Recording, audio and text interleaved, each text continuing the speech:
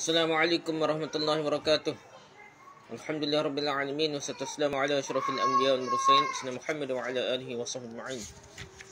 Rabbi shrah li sadri wa yassir li amri wa hlul 'uqdatam min lisani yafqahu amma ba'du.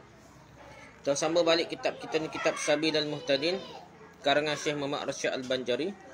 Sabilul Muhtadin karangan Syekh Muhammad Arsyad Al-Banjari. Kita pada fasal 3 dalam bab zakat ini, iaitu orang yang memberikan zakat dan yang menerima zakat ni.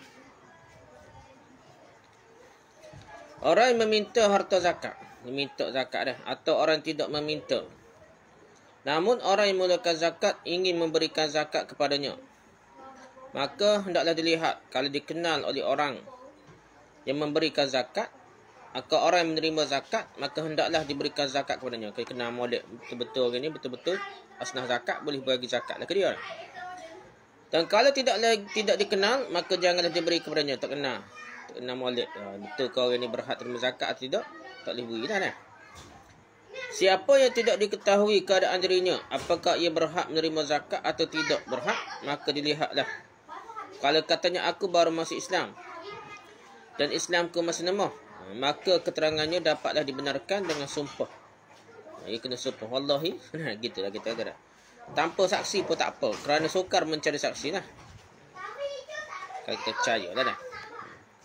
Demikian juga kalau katanya ia fakir atau miskin, maka keterangannya dapatlah terima tanpa sumpah dan tanpa saksi. Tak ada sumpah tanpa saksi dah. Terkecuali jika katanya aku punya keluarga, yakni orang yang wajib memberikan nafkah kepadaku dah. Kecuali kata ada orang binafkah miskin, aku miskin sungguh tapi ada orang binafkah dah. Atau katanya hartaku sudah habis, padahal ia dikenal sebagai orang kaya dah. Maka keterangannya tidaklah diterima terkecuali dengan adanya saksi, maka kepadanya dibebankan untuk mencari saksi. Orang asal kaya, tiba-tiba dia kata dia sesok dan miskin, dia cari saksi untuk membenarkan kenyataan dia bahawa dia miskin, baru boleh terima zakat.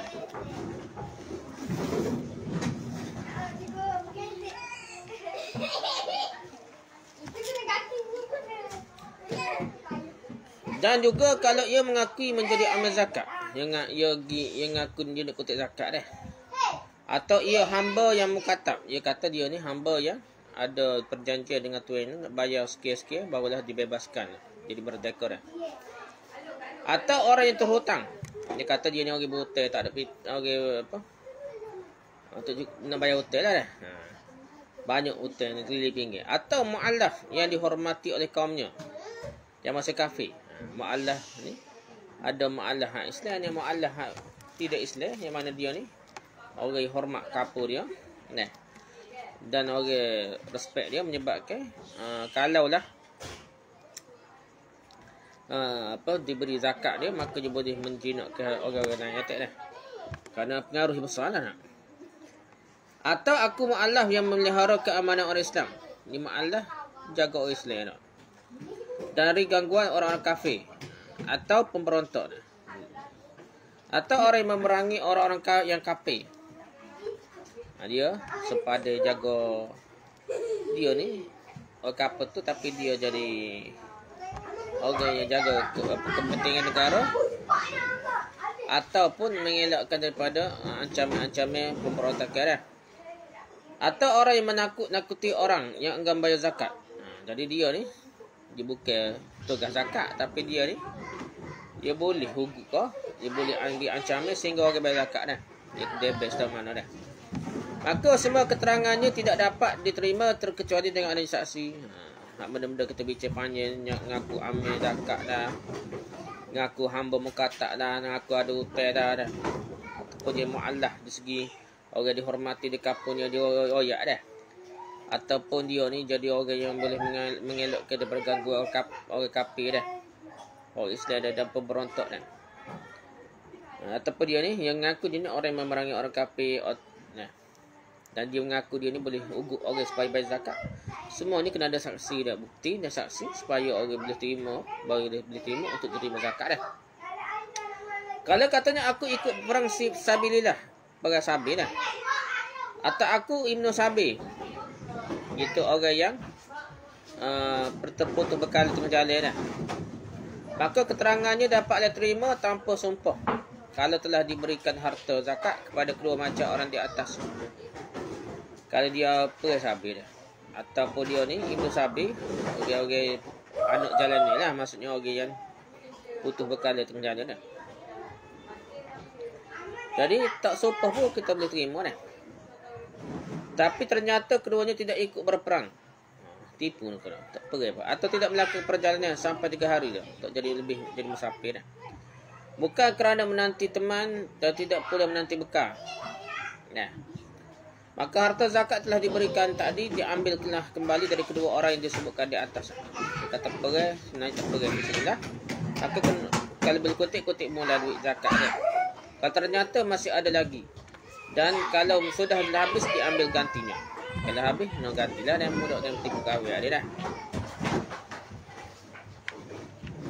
Demikian juga kalau yang hendak berperang keluar dan tidak jadi berperang, kemudian kembali.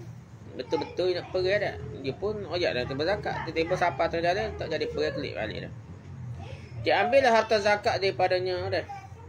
Dan kalau kembali dari peperangan dan masih banyak sisanya yang melebihi dari keperluannya, bukan kerana terlalu hemat dalam berperbelanjaan, maka diambillah sisa zakat yang masih ada padanya. Pergi pergi tak? Dia boleh harta orang pasal pergi ke ataupun dia ada cukup gitu. Dia tak guna-guna tak? Boleh ambil balik kata dah. Wih kau orang yang berberhak. Tetapi kalau yang masih tinggal itu hanyalah sedikit atau banyak kerana terlalu berhemat dalam perbelanjaannya sehingga melampaui kebiasaan lah. Sepatut guna awak pergi tak? Makan minum tiba-tiba sipai pun. Kalau dibelanjakan secara sederhana yang sesuai dengan keadaannya sehingga jumlah diberikan itu hanya cukup untuk menutup keperluannya atau ada kelebihannya hanya sedikit saja, tidaklah diambil dari harta zakat tertinggal. Tak payah ambil lah. Kalau sikit doa dah. Jadi dia ada lebih-lebih sikit je dah. Bawah sikit tu lebih-lebih daripada lepas dia pergi tu. Tak payah ambil lah. Kalau Ibnu Sabir meneruskan perjalanannya kemudian kembali, maka sisa zakat yang ada padanya diambil baik sedikit maupun banyak, baik kerana sangat berhemat atau tidak. Jadi betul-betul untuk perjalanan dia.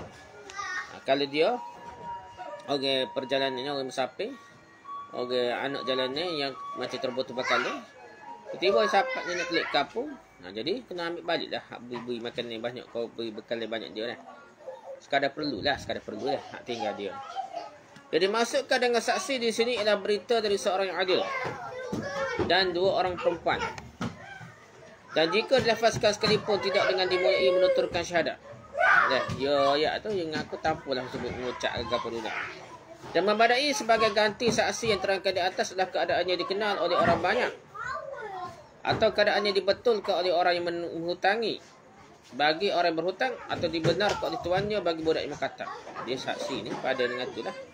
Dia butai kata tak pitih, dia butai banyak. Jadi orang hak beri hutang ke dia tu boleh jadi saksi dia.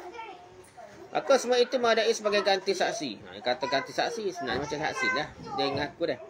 Telah membuktikan keadaan orang yang menerima zakat dan kepada mereka bolehlah diberikan zakat.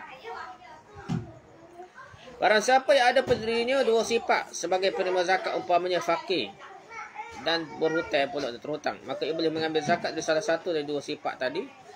Dia tidak boleh mengambil dengan kedua-dua sifat itu dah. Dia kena salah satu sifat dah.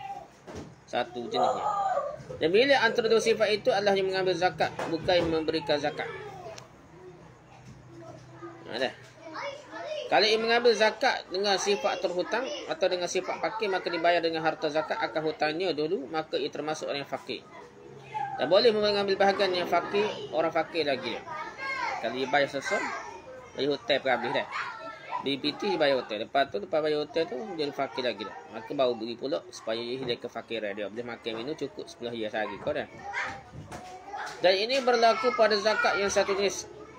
Tetapi pada zakat yang terdiri dari beberapa jenis, umpamanya jenis zakat emas dan perak atau zakat binatang atau zakat tumbuhan-tumbuhan fijiran, maka bolehlah dibagi. Yang punya 2 sifat mengambil zakat dan kedua sifat itu boleh bagi dah. Ini pentingnya. Orang tengok orang yang lebih perlu dah. Wallahu a'lam, setakat tu saja dah gagah ni. Allah a'lam. Subhanakallah wa hamdika, subhanakallah wa hamdika, subhanakallah wa hamdika, asyhadu an la ilaha illa anta, astaghfiruka wa atubu ilaik. Assalamualaikum warahmatullahi wabarakatuh.